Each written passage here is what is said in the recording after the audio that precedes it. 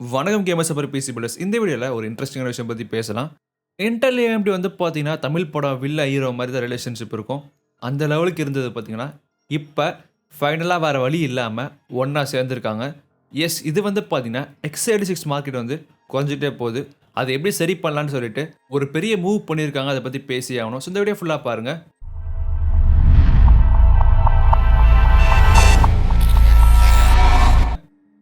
Intel AMD பற்றி நம்ம பேசவே தேவையில்லை.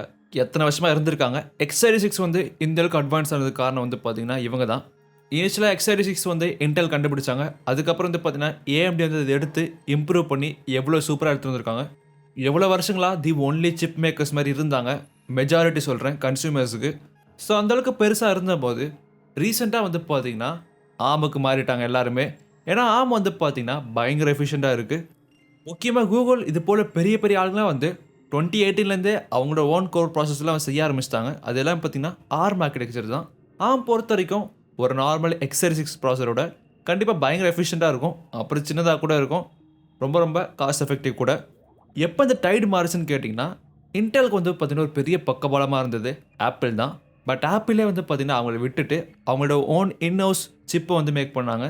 அதான் ஆப்பிள் சிலிக்கன். அது வந்து பார்த்திங்கன்னா ஆர்ம் ஆர்கிடெக்சர் தான். அவ்வளோ எஃபிஷியண்ட்டாக இருக்குது. இந்த M சீரிஸ் ப்ராசஸில் வந்து பார்த்தீங்கன்னா நல்லா CPU கம்ப்யூட்டர் இருக்குது, GPU கம்ப்யூட்டர் இருக்குது. 10க்கு வந்து 20 ஹவர் பேட்டரி லைஃப் கூட தராங்க. அந்த அளவுக்கு இருக்கும்போது கண்டிப்பாக வந்து பார்த்தீங்கன்னா காம்படிஷன் வந்து ARM நோக்கி போக ஆரம்பிச்சிருச்சு. இன்டெல் AMD வந்து பார்த்தீங்கன்னா நம்ம கன்சூமர்ஸ்க்கு மட்டும் வந்து ப்ராசரோ GPUஸ் வந்து தரல. அதை தாண்டி வந்து பார்த்தீங்கன்னா பெரிய பெரிய டெக் கம்பெனிஸ் இருக்காங்க. அவங்களோட சர்வர் ரன் பண்ணுறது இன்டெலும் AMDயும் தான். ஆல்மோஸ்ட் சொல்கிறேன் எல்லா ப்ராசரும் அவங்களுக்கு தான் இருக்குது. ஸோ அப்புறம் NVIDIA GPU வந்து யூஸ் பண்ணுவாங்க. பட் ப்ராப்ளம் என்னென்னா வந்து ஆமாம் வந்து கொஞ்சம் கொஞ்சமாக வந்து ரீப்ளேஸ் பண்ண ஆரம்பிக்குது அந்த இடத்துலையும். ஏன்னா பயங்கர எஃபிஷியண்ட்டாக இருக்குது. அந்த மாதிரி இருக்கும்போது கண்டிப்பாக வந்து காம்படிஷனில் ஃபுல்லாக லூஸ் அவுட் ஆகிடுவாங்க. x86 வந்து இம்ப்ரூவ் பண்ணலைன்னா. x86 மார்க்கெட் வந்து பார்த்திங்கன்னா டோட்டலாக வந்து டவுன் ஆகலை, சாகலை. இன்னும் நல்லா தான் போயிட்டுருக்கு. ஏன்னா வந்து அந்தளவுக்கு வருஷம் பெரிய பெரிய லீப் தராங்க இன்டெல் AMDயும். இன்டெல் பொறுத்த வரைக்கும் நல்லா லேப்டாப்ஸில் ரொம்ப சூப்பராக ஸ்மார்ட்டாக பண்ணிகிட்ருக்காங்க. AMDஸில் வந்து பார்த்திங்கன்னா கேமிங் பெர்ஃபார்மன்ஸ் வந்து பயங்கரமாகிட்டு வராங்க. பட் x86 ஒரு மிகப்பெரிய ஸ்ட்ரென்த் வந்து பார்த்தீங்கன்னா இந்த கம்பேட்டபிலிட்டி தான். அது என்றைக்குமே மாறாது. ஸோ அதனால வந்து இப்போயே ஆரம்பிச்சிட்டாங்க ஒரு விஷயத்த. இன்டெலும் AMD பார்த்தீங்கன்னா அவங்க ரைவலரி சைடாக வச்சுட்டு அவங்க வந்து எப்படி டெவலப் பண்ணலான்னு யோசிக்கணும். பெரிய சொல்யூஷன் என்ன கேட்டிங்கன்னா வந்து பெரிய பெரிய டெக் கம்பெனிஸ் வந்து கூப்பிட்றது தான். அவங்க லேப்டாப் மேனுஃபேக்சர் ஆகட்டும், கூகுள், அமேசான் இது போல் எக்கச்சக்கமான கம்பெனிஸ் வந்து கூப்பிட்ருக்காங்க. ஸோ அவங்க கூப்பிட்டது மட்டும் இல்லாமல் நல்ல இண்டஸ்ட்ரி எக்ஸ்பர்ட்ஸான டிம் ஸ்வீனியும் அப்புறம் வந்து லினக்ஸ் டாட்லரையும் வந்து பார்த்தீங்கன்னா போட்டிருக்காங்க. ஸோ இவங்க வந்து நல்லாவே தெரியும். NVIDIA கலாய்ச்சி பார்த்துருக்கீங்க, எல்லாம் பண்ணியிருக்காங்க அவங்க. ஆல்மோஸ்ட் எல்லா விதமான மார்க்கெட்டுக்கு காம்படிஷன் இருந்தாலும் வந்து பார்த்திங்கன்னா இது போல் வந்து ஒரு ரவுண்ட் டேபிள் வச்சுருப்பாங்க.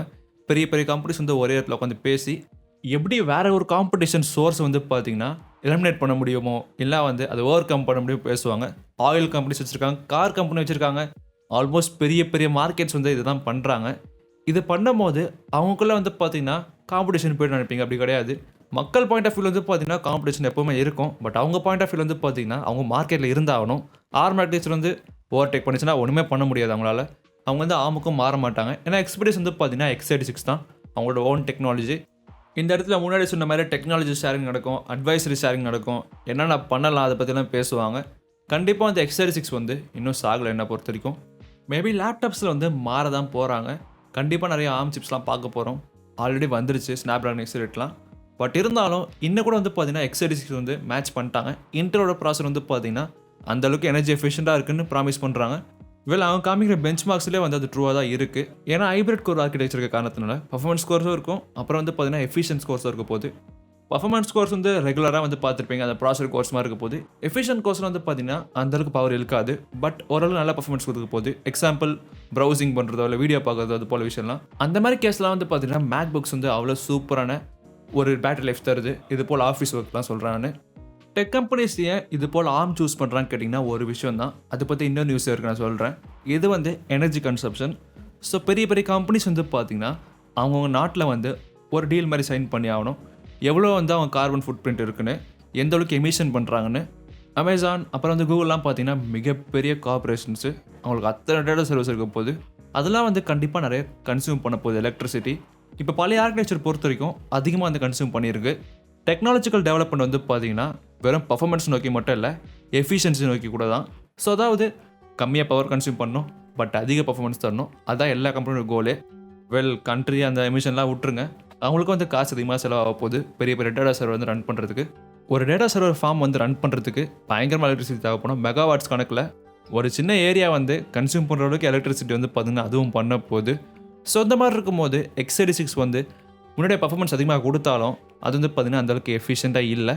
அதனால் ஆப்வியஸ்லி ஆமுக்கு மாற ஆரம்பித்தாங்க. பட் என்ன பிரச்சனை வந்து இன்டெல் வந்து திரும்பி வந்து கம்பேக் கொடுக்க ஆரம்பிச்சிருக்காங்க, AMD வந்து நல்லா கொடுக்க ஆரம்பிச்சிருக்காங்க. ஸோ அதுதான் வந்து பார்த்திங்கன்னா இந்த கமிட்டியை ஃபார்ம் பண்ணியிருக்காங்க. ஸோ இது போல் எப்படி எஃபிஷியன்சி கொண்டு வரலாம், எப்படி இம்ப்ரூவ் பண்ணலான்னு. கூகுள் அப்புறம் வந்து அமேசான் இது போல் கம்பெனிலாம் வந்து முன்னாடி சொன்ன மாதிரி ஃபுட் பிரிண்ட்டை வந்து கம்மி பண்ணுறதுக்கு ரெனியூபிள் எனர்ஜியில் யூஸ் பண்ணுறாங்க. பட் ப்ராப்ளம் என்னென்னா அதெல்லாம் பத்தாது. ஸோ அதுக்காக என்ன பண்ணியிருக்காங்கன்னா அவங்களே சில கம்பெனிஸ் வந்து பார்த்திங்கன்னா ஒன்று வாங்கி இல்லை கான்ட்ராக்ட் போட்டு நியூக்ளியர் ரியாக்டர் செட் பண்ணி அதில் வந்து பார்த்திங்கன்னா கரண்ட் எடுக்கிற மாதிரி செய்ய வைக்கிறாங்க. இது வந்து SMR சொல்கிறாங்க, ஸ்மால் மாடுலர் ரியாக்டர்னு. ஸோ ஜென்ரலாக நியூக்ளியர் ரியாக்டர்லாம் பார்த்துருப்பீங்க, சென்னையில் இருக்கிறது கூட ரொம்ப பெருசாக இருக்கும். பட் அதே மாதிரி சின்ன ரியாக்டர்ஸ் கூட இருக்குது. எக்ஸாம்பிள் சப்மரீன்லாம் யூஸ் பண்ணுவாங்க. ஸோ சின்ன ரியாக்டர் பில்ட் பண்ணால் கண்டிப்பாக அந்தளவுக்கு காஸ்ட் ஆகாது, ஈஸியாக மெயின்டைன் கூட பண்ணலாம். அதுதான் பண்ணுறாங்க. ஸோ இனிமேல் கூகுளாக வந்து பார்த்திங்கன்னா இது போல் நியூக்ளியர் ரியாக்டர்ஸ் மூலமாக அவங்களோட ஓன் நியூக்ளியர் ரியாக்டர்ஸ் மூலமாக வந்து பவர் பண்ண போகிறாங்க. ஸோ இது மூலமாக அந்த ஃபுட் பிரிண்ட்டை குறைக்க போகிறாங்க. கோல் சோர்ஸ் பண்ணி வர எலக்ட்ரிசிட்டியோட நியூக்ளியர் எலக்ட்ரிசிட்டி வந்து பார்த்திங்கன்னா கண்டிப்பாக எஃபிஷியன்ட். கொஞ்சம் டேஞ்சரஸ் தான், நிறைய காசாகும். பட் அது வந்து பார்த்திங்கன்னா சேஃபர் தென் கோல் தான், அந்தளவுக்கு பொல்யூஷன் தெரியாது எக்ஸப்ட் அந்த நியூக்ளியர் வேஸ்ட் தவிர. நம்ம ஒரு கம்ப்யூட்டர் அளவுக்கு பார்த்தா அந்தளவுக்கு வந்து பெருசாக தெரியாது எலக்ட்ரிசிட்டி. ஒரு 600 வாட்ஸ் பிசி வந்து பார்த்திங்கன்னா அந்தளவுக்கு பெருசாக தெரியாது.